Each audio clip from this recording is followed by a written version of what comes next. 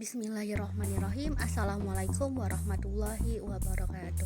Halo semuanya, apa kabar hari ini? Semoga dalam keadaan baik-baik saja ya. Tetap patuhi protokol kesehatan, tetap patuhi 3M ya, jaga jarak, memakai masker, dan mencuci tangan. Nah, video ini dibuat untuk memenuhi tugas proyek citizen dari mata kuliah pendidikan kewarganegaraan.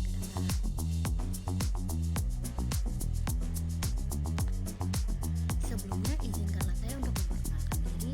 Nama saya Nurul Aini dengan NIM 22802000006 dari kelas A 2020, jurusan Pendidikan Fisika, Fakultas Keguruan dan Ilmu Pendidikan, Universitas Sultan Ageng Tirtayasa.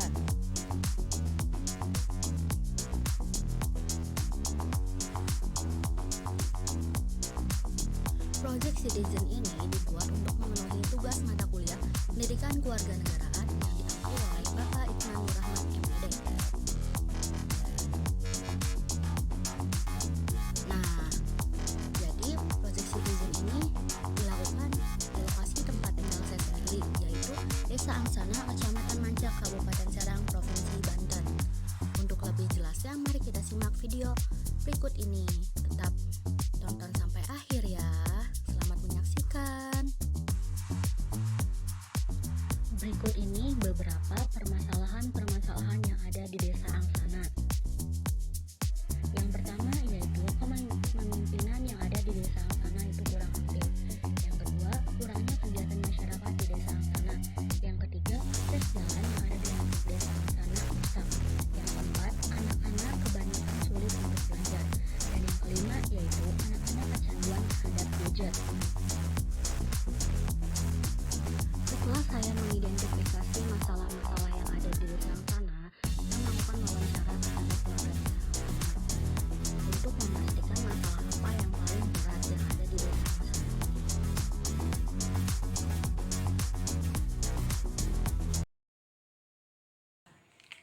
Bismillahirrahmanirrahim. Assalamualaikum warahmatullahi wabarakatuh. Perkenalkan, saya Nurul Aini dari jurusan Pendidikan Fisika Untirta 2020. Di sini saya sudah bersama dengan Bapak Mulyadi. Bapak Mulyadi merupakan seorang warga dari Desa Angsana, Kecamatan Mancak. Di sini saya akan berbincang-bincang dengan Bapak Mulyadi mengenai permasalahan-permasalahan apa saja yang ada di Desa Angsana ini. Selamat malam, Pak. Selamat malam. Maaf sebelumnya saya mengganggu waktunya. Di sini saya ingin mengajukan beberapa pertanyaan mengenai permasalahan-permasalahan apa saja yang terjadi di desa kita ini. Menurut Bapak sendiri, permasalahan apa saja yang terjadi di desa kita ini? Permasalahannya masih banyak anak-anak ya yang tidak peduli terhadap pelajaran sekolah. Ya artinya tidak belajar karena memang yang saya lihat anak-anak di sini kebanyakan kecanduan dengan apa istilahnya ya, main game ya. Sehingga waktu belajar nyaris terlupakan oleh anak-anak di sini. Itu yang saya sampaikan. Ya, seperti yang kita ketahui ketika di masa pandemi ini kan anak-anak belajar di rumah ya, Pak. Betul. Kemudian apakah anak-anak tidak mau belajar, Pak, di rumahnya, Pak? Artinya anak-anak yang jelas bukan mau belajar ya. Ya saya rasa itu tergantung dari orang tua masing-masing, karena memang pendidikan di rumah itu tergantung kepada orang tua masing-masing ya. Ya artinya apakah di situ saya juga nggak tahu pasti apakah di situ kurangnya himbauan dari orang tua atau kurang dorongan dari orang tua atau anaknya yang susah ya. Itu. Menurut Bapak sendiri, anak-anak ini kenapa bisa sampai kecanduan terhadap gadget, main game seperti itu, Pak? Ya menurut saya mungkin karena memang apa ya, ya sekarang itu apa kalau bahasa kerennya mode ya. Ya artinya mau di mana-mana itu ya bukan hanya di Kecamatan Angsana atau di Mancak aja untuk permainan game. Mungkin seluruh Indonesia anak-anak semua mungkin 70% ya. 70% mereka itu ketergantungan terhadap permainan yang mungkin sekarang lagi terjadi di HP, sehingga waktu sekolah mungkin mereka nyaris terlupakan dengan kegiatan sehari-hari yaitu bermain game. Untuk Bapak sendiri, apakah Bapak sudah menghimbau anak Bapak gitu untuk belajar gitu?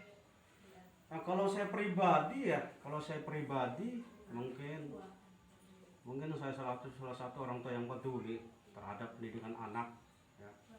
Setiap hari itu saya gembleng anak saya biar rajin belajar dan bahkan maaf ya, dan bahkan untuk permainan HP juga saya larang ya. Artinya saya larang terhadap anak.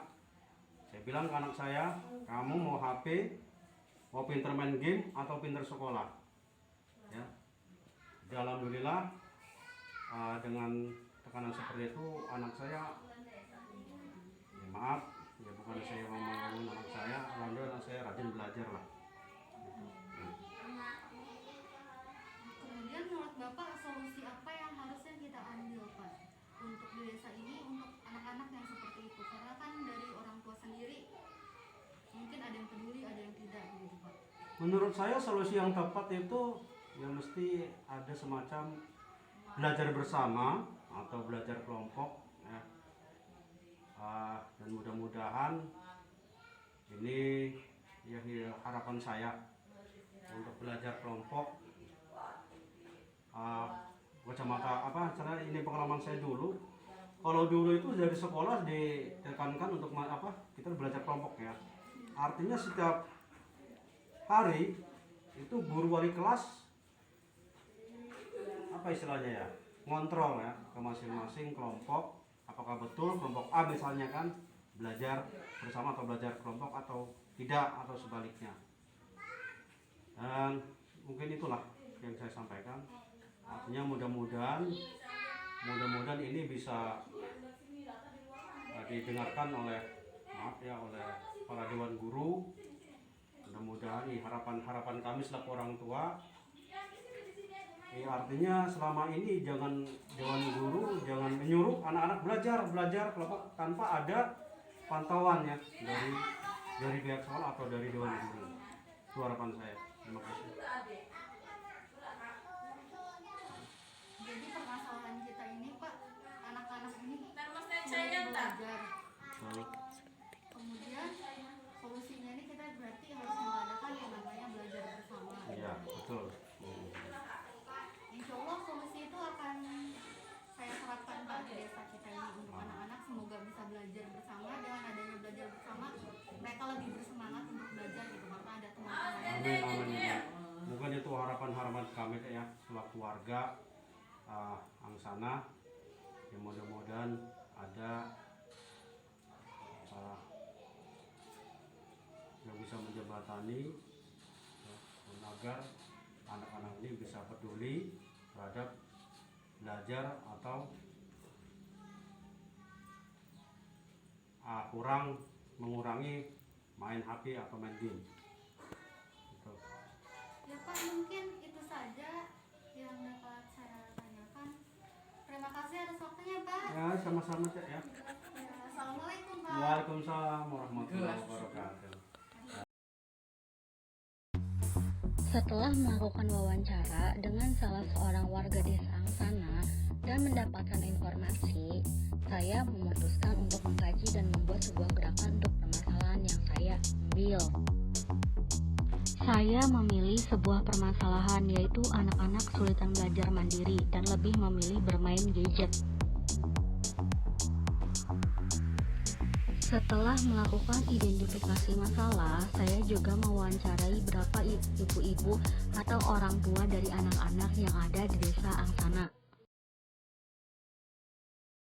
Waalaikumsalam. Selamat malam, maaf mengganggu waktunya. Sebelumnya perkenalkan, nama saya Nurul Aini. Saya dari jurusan Pendidikan Fisika Universitas Sultan Hasanuddin angkatan 2020. Di sini saya ingin mewawancara ibu-ibu ini untuk mengenai permasalahan yang dipermasalahkan untuk anak-anak yang ada di sini yang malas belajar tetapi lebih memilih bermain gadget. Untuk ibu di sini apakah tidak melarang anak-anaknya untuk bermain gadget, sehingga menurut saya anak-anak di sini sudah kecanduan dengan gadget. Untuk ibu sendiri bagaimana tanggapan ibu? Dilarang lah sama saya, dilarang, tetap aja susah dibilanginnya. Kemudian untuk ibu sendiri apakah tidak melarang anak ibu? Ya, sebagai orang tua jelas melarang, tapi anaknya gimana susah dibilang. Kemudian untuk pelajaran-pelajaran di sekolah kan di masa pandemi ini belajar di rumah ya Bu, melalui handphone. Apakah anak-anak di sini sudah belajar? Ya begitu, kadang belajar, kadang susah dibilanginnya. Kemudian ketika susah itu apa yang ibu lakukan? Aku ya paling ya ngomong doang. Untuk ibu sendiri bagaimana dengan anaknya? Apakah sudah mau belajar di rumah? Ya, kalau lagi belajar namanya anak kecil enggak susah dibilangin. Menurut ibu-ibu ini apa yang melatar belakangi anak-anak ini tidak mau belajar, malas belajar gitu? Apakah karena mereka tidak paham dengan materi apa yang disampaikan oleh gurunya gitu, atau bagaimana? Ya mungkin begitu juga kan, nggak paham. Saya juga nggak ngerti kan, ngajarinnya nggak bisa. Iya, karena pelajaran sekarang beda ya dengan Iya, ibu sama yang dulu. Kemudian untuk anak ibu sendiri bagaimana? Apakah anaknya sudah mau belajar gitu? Kemudian untuk pemahamannya bagaimana gitu anak-anak ini belajarnya? Ya, mungkin kurang paham karena sekolah tidak belajar, kurang diterangin sama gurunya, dikasih pelajaran mungkin anaknya nggak paham, nggak ngerti. Saya juga nggak tahu, nggak ngerti. Seperti itu ya Bu. Iya, banyak orang tua yang kesulitan sih belajar di masa pandemi ini, banyak yang kurang mengerti dengan pelajaran anak-anaknya, dan anak-anaknya juga kurang mengerti dengan pelajaran-pelajarannya gitu. Kemudian menurut ibu-ibu ini solusi seperti apa yang harus diterapkan untuk permasalahan ini? Belajar bersama gitu, pengennya kerja kelompok gitu, gurunya ada yang ngajarin, ada yang ngebimbing gitu. Menurut ibu apakah sama saja begitu? Ya, harusnya belajar bersama. Jika saya melakukan sebuah kegiatan belajar bersama seperti itu, membimbing anak-anak, menurut ibu-ibu apakah ibu-ibu di sini setuju? Setuju, Yang sangat hebat. setuju. Ya, jadi berarti ibu-ibu ini memperbolehkan ya anak-anaknya untuk belajar bersama nanti. Iya, boleh. Ibu mau permen yang di sini tuh mana? Biar anak-anak giat belajar kalau ada yang ngajarin mah. Dan nggak main aja. Di bawah. Ya, kalau misalnya belajar bersama kan lebih bersemangat, lebih banyak temannya juga kan, semoga mau belajar gitu. Ya mungkin Bu, itu saja yang dapat saya tanyakan. Terima kasih udah mau direpotkan ya Bu.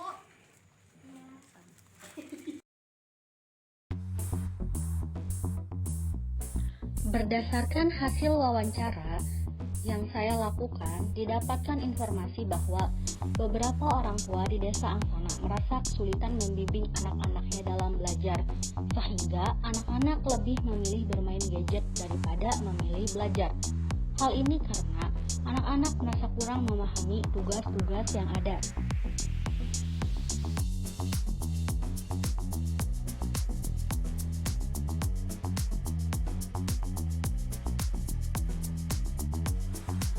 Solusi yang saya ambil untuk permasalahan ini yaitu dengan mengadakan belajar bersama. Karena dengan belajar bersama, anak-anak akan lebih mudah berinteraksi antar teman dan bisa saling bertanya kepada teman atau kepada kakak kelasnya yang lebih paham.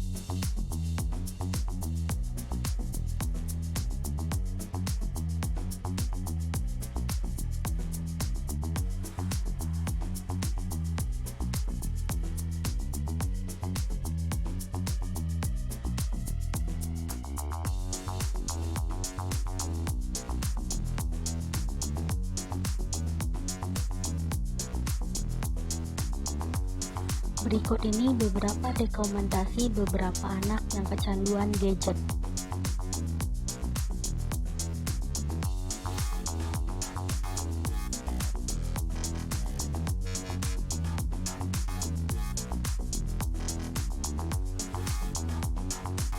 Mengapa saya memilih permasalahan ini?